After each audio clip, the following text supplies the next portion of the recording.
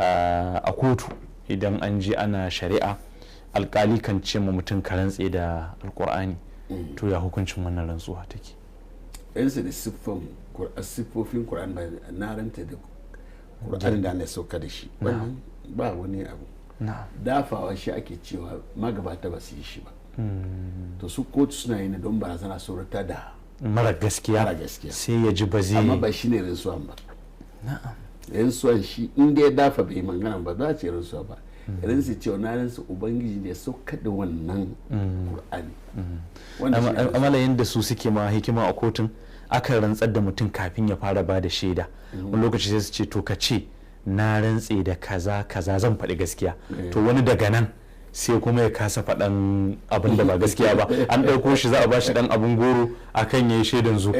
Daga alƙali ya ce mishi ka ce ka rantse zan faɗi gaskiya, to in ya rantsan nan to koya aka zo wannan ƙaryar ba zai faɗi ta ba. Masu mutuwar zuciya ba abin da inna lillahi wa inna ilaihi raji'un, ba abin da ya dame su. Wai akwai wanda suke kofar kotu aikin su ne a san da shi, ina zuwa ka bashi naira shi mai sha Allah ka sai ba shi kuɗin shi ba a wajen faɗa ma. To ba bai ma gani da ido ba, gani bai ci ba, a biya masa yin da ya shiga zai faɗa. Malam kudi ya kusa tu'ubat. Inna lillahi wa inna ilaihi raji'un. Maza da mata an kusan fara bauta ma kuɗi. Wala ba daɗi.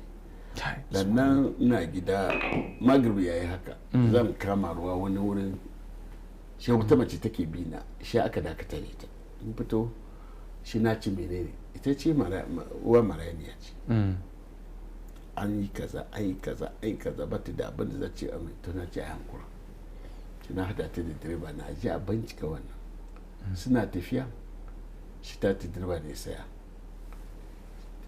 ce ta shiga wani gida da aka yi mutuwa sabo. Shi ta gaya masu cewa su hada kai su je ce ta ma nan take don a samu wani abu a raba. Inna lillahi wa inna ilaihi raji'un. Wanda suke gina sun ce ai mun sai malam ba za mu cuce shi ba.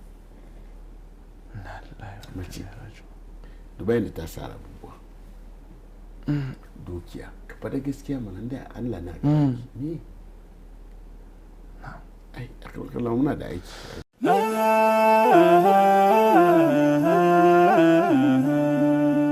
Haske mai leƙa gidan kowa Afirka TV. KTV3 tafarkin rayuwa.